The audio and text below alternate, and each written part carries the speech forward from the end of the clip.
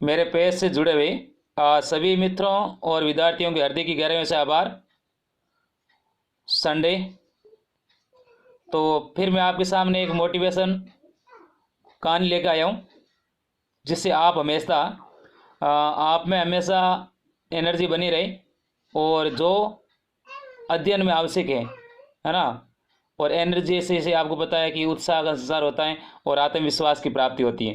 तो जो छोटी कहानियाँ होती हैं वो हमें जीवन में सबसे बड़ा संदेश दे जाती है। इसलिए मैं आपको कहानी के माध्यम से ही आ, थोड़ा ज्ञात करवा रहा हूँ कि कोई भी अपने लक्ष्य से ना भटके।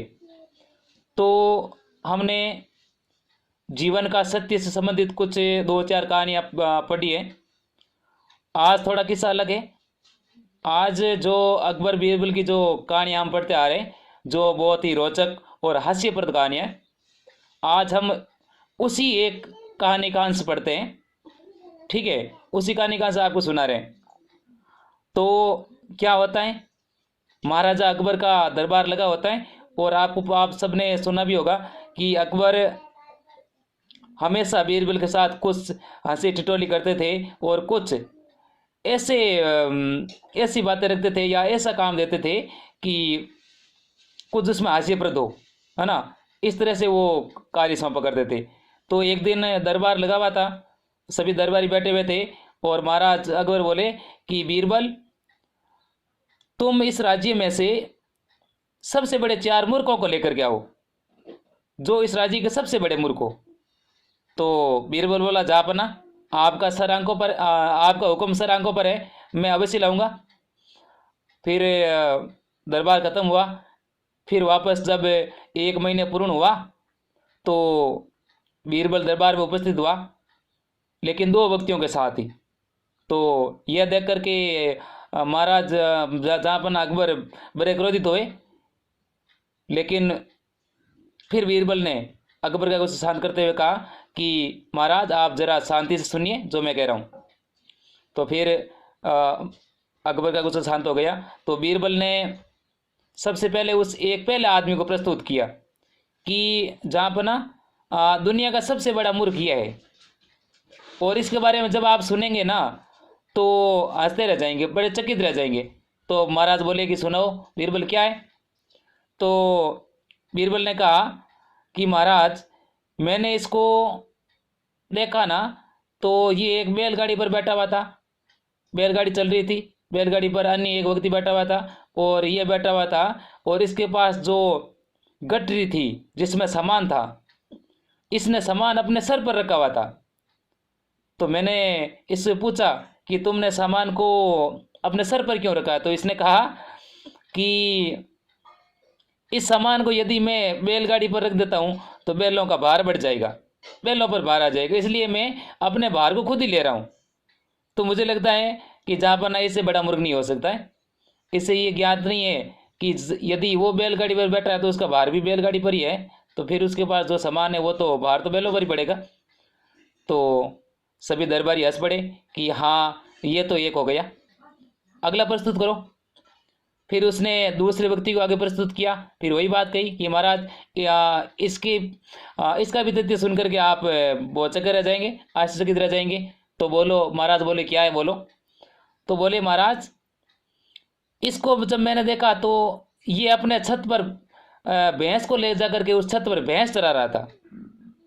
तो मैंने भी सोचा, क्या है ये, छत पर भैंस ले जाकर छत पर क्यों भैंस चरा रहा है। तो मैंने इसको पूछा कि भाई क्या मामला है, तुम भैंस को छत पर ले जा करके चरा रहे हो। तो वो व्यक्ति बोला कि छत पर घास उगी हुई है, इसलिए मैं भैंस को छत पर ले जा करके चराता हूँ। तो मुझे या हम सबको ये लगता है कि दुनिया का दूसरा सबसे बड़ा मूर्ख यही है, जो भैंस को छत पर ले जाकर चराता। क्योंकि वही व्यक्ति यदि चाहता तो छत से घास को काट करके भैंस को नीचे चरा सकता था, है ना, छत पर ले जाने की कोई आवश्यकता नहीं थी। तो फिर ठीक है, महाराज बोले, 2 तो हो गए, अब क्या है, तेरे पास तो 2 ही थे। तो बीरबल बोला, महाराज, तीसरा मूर्ख आपके सामने खड़ा है, जरा दृष्टि डालिए। बीरबल ने इधर उधर दृष्टि डाली कि बीरबल नहीं, अकबर ने दृष्टि डाली कि बीरबल कहाँ है। कि महाराज, तीसरा सबसे बड़ा मूर्ख मैं ही हूँ। महाराज एक समझे चकित रह गई कि बीरबल ये क्या कह रहे हो, तुम कैसे हो सकते हो। तो उसने कहा महाराज इस राज दरबार में मैं भी किसी न किसी पद पर हूँ और मेरा हर रोज का कर्तव्य है ना, कुछ काम है मैं उनको दिन में लली पूर्ण करूँ। लेकिन आपके कथनानुसार मैंने एक समय से एक महीने से वो काम नहीं किए हैं और मैं मूर्खों को खोजने निकल पड़ा। तो तीसरा मूर्ख मैं भी हो गया, क्योंकि मैं अपने कार्यों को छोड़ करके किसी मूर्ख की तलाश कर रहा था, तो मैं भी उस मूर्ख की श्रेणी में आता हूँ। तो बात बैठ गई जहाँ बना कि हाँ ये भी ठीक है। अब महाराज बोले अब तो 3 हो गए, अब तो कोई है ही नहीं। तो बोले कि चौथा कहाँ है। तो अकबर बोले कि महाराज पहले क्षमा कीजिए कि आप मुझे दंडित नहीं करेंगे। बोले ठीक है कि चौथे सबसे बड़े मूर्ख आप हैं। तो जहाँ बना गुस्सा आया कि महाराज गुस्सा मत कीजिए, मैं समझा रहा हूँ आपको कि आप भी इस पद पर हैं और आपका कर्तव्य है कि आप हमेशा प्रजाहित के बारे में सोचें।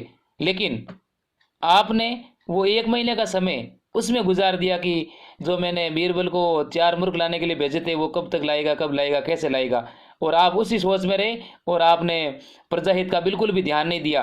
तो आप भी अपने कर्तव्य से भटक गए। तो मुझे लगता है जो आदमी कर्तव्य से भटक जाता है वो मूर्ख है। तो सभी ने मान लिया कि हाँ बिल्कुल बिल्कुल बात सही है। तो इस कहानी से हमें बहुत अच्छी सीख मिलती है।